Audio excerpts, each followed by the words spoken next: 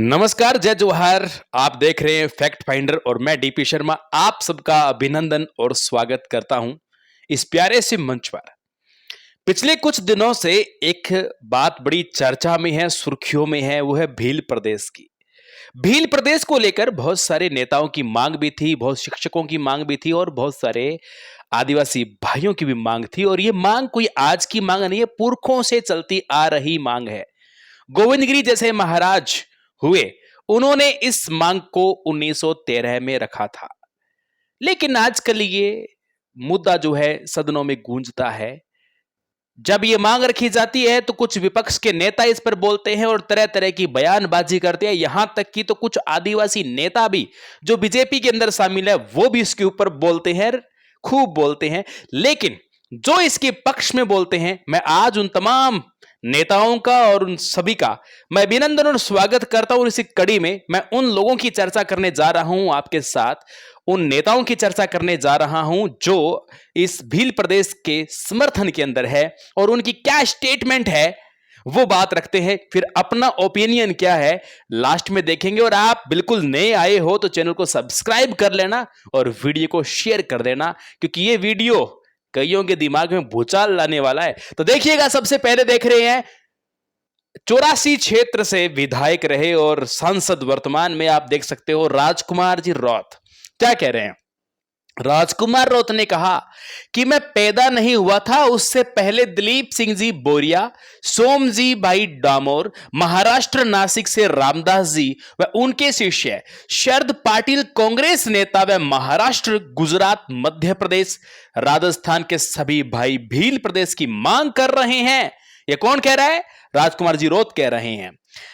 राजस्थान के सभी भाई भील प्रदेश की मांग कर रहे थे।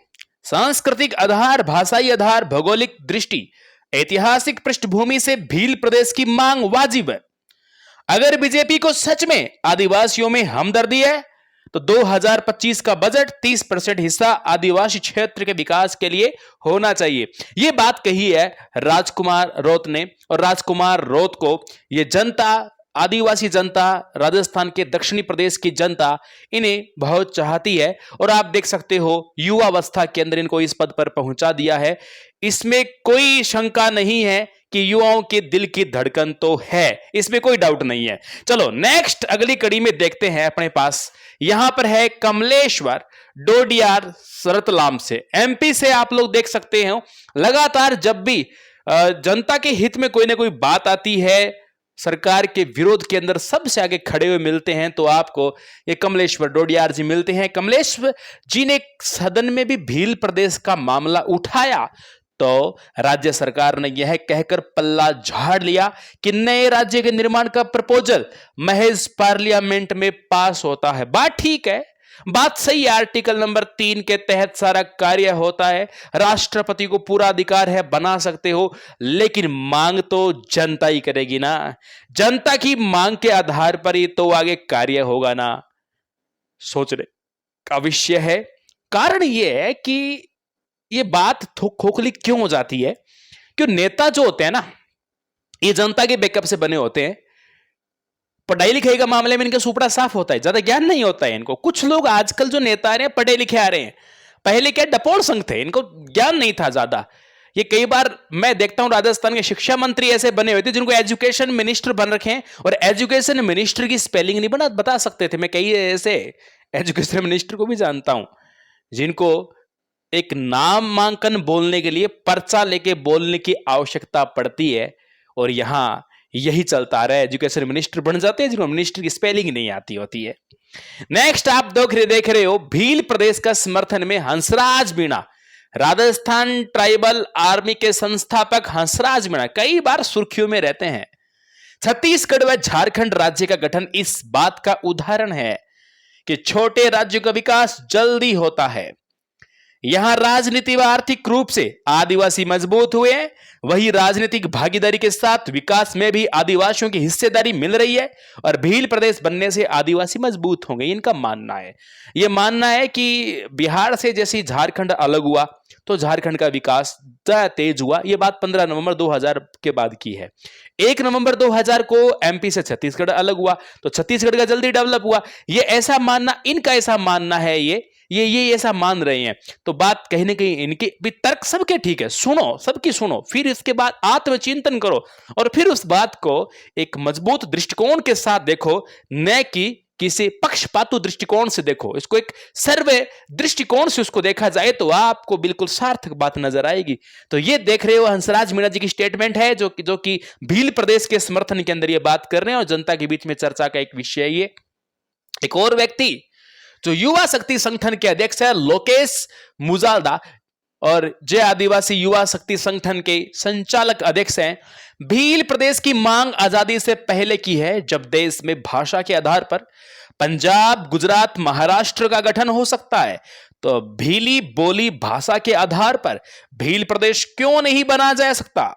आदिवासी अलग राज्य की मांग कर रहे हैं तो इसके पीछे कारण है कि सरकार आदिवासियों तक पहुंच नहीं पा रही है।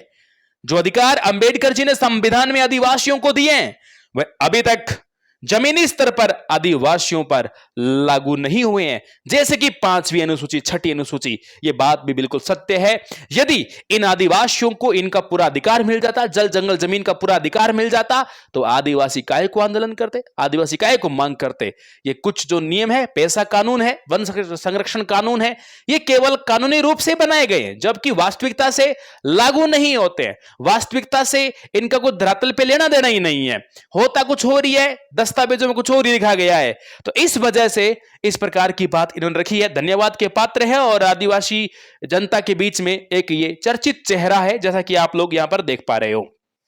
नेक्स्ट अगली कड़ी में देखो, भंवरलाल जी परमार आधुनिक बिरसा के नाम से भी आजकल चर्चा में है और लगातार इस भील प्रदेश को लेकर, आदिवासी भाइयों में जन जागृति को लेकर और इनके मार्गदर्शक के रूप में कार्य करने का काम जो कर रहे हैं। ये एक शिक्षक भी हैं, भंवरलाल जी परमार जो आप देख रहे हैं शिक्षक भी हैं और ये लगातार आदिवासी भाइयों का मार्गदर्शन भी करते रहते हैं और इनको सही लाइन पर भी लेकर आते हैं और सही मुद्दे की बात भी उठाते हैं और ये बहुत ही जायज बात भी रखते हैं। भंवरलाल जी परमार क्या कहते हैं, भील प्रदेश शब्द को लेकर लोगों को आपत्ति हो रही है। सामान्यतः लोगों को पहले आदिवासी शब्दों व जय जोहार शब्द पर भी आपत्ति थी, लेकिन आज सभी आदिवासी शब्दों को स्वीकार कर रहे हैं। वनवासी कल्याण परिषद गोविंद गुरु पर लिखी पुस्तक गुजरात के इतिहास की पुस्तक व उनके पुस्तकों में भील प्रदेश का जिक्र है और हम इस प्रदेश की मांग कर रहे हैं। साथ ही आरबीएससी राजस्थान के कक्षा 9 की पुस्तक में भी भील प्रदेश का जिक्र है। भील प्रदेश आदिवासियों का हक है। यह बात बिल्कुल शिक्षक, अब देखो ये अब हमारा तालमेल इसलिए बैठ पा रहा है क्योंकि शिक्षक के दृष्टिकोण से उस बिंदु को देखता है। इन्होंने पूर्णतः संदर्भ के साथ में बात की है। मैं इसी संदर्भ को और मजबूत करके आप सबको बता देता हूं। कक्षा 9 की जो इतिहास विषय की किताब है उसके 42 नंबर पेज के पहले पहरे की अंतिम पंक्ति में साफ सुथरा लिखा गया है कि गोविंदगिरी महाराज ने भील प्रदेश की मांग 1913 में की थी, इन अंग्रेजों से, रजवाड़ों के शासन से परेशान होकर। और लगातार आदिवासी भाइयों की आवाज उठाने के लिए सरकारी शिक्षक होने के बावजूद भी लगातार ये आवाज उठाने का कार्य करते हैं। धन्यवाद के पात्र हैं और भंवर दादाजी के नाम से चर्चा में रहते हैं। नेक्स्ट अगली कड़ी में बात करते हैं भील प्रदेश के समर्थन में। बहुत सारे नाम और मैं भील प्रदेश के समर्थन में आप सबको बता देता हूं। राजस्थान में सांसद मुरारी लाल मीणा ने भी भील प्रदेश गठन के खुले रूप से समर्थन देने की बात कही है और पूर्व जनजाति मंत्री नंदलाल मीणा ने भी भील प्रदेश के गठन का समर्थन किया है। भारत आदिवासी पार्टी के राष्ट्रीय महासचिव जितेंद्र जी ने भी भील प्रदेश का समर्थन किया, जो वर्तमान में हमारे बीच नहीं है। जगदीश पांडोर जी ने भी भील प्रदेश का सपना पूरा करने में विशेष योगदान दिया। यह हमारे बीच में नहीं है, लेकिन इनके पिताजी लगातार अभी यहां प्रयास कर रहे हैं। एमएलए थावरचंद जी डामोर ने 17 जुलाई से पहले भील प्रदेश का नक्शा शेयर कर भील प्रदेश का समर्थन किया है। विधायक उमेश डामोर ये आसपुर के विधायक हैं और ये थावरचंद जी जो आप देख रहे हो ये दरियावाद के हैं। उमेश जी डामोर ने भी भील प्रदेश का समर्थन खुले रूप से किया है।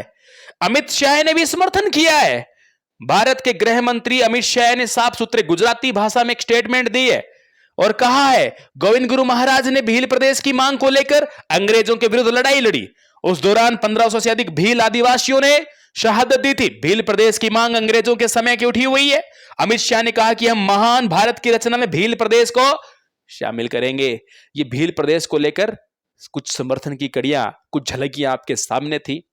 इस कड़ी के बीच में आप सबकी क्या राय है, कमेंट करके जरूर बताएंगे। आपकी राय क्या है, आप क्या चाहते हैं और आपके अनुमान तय।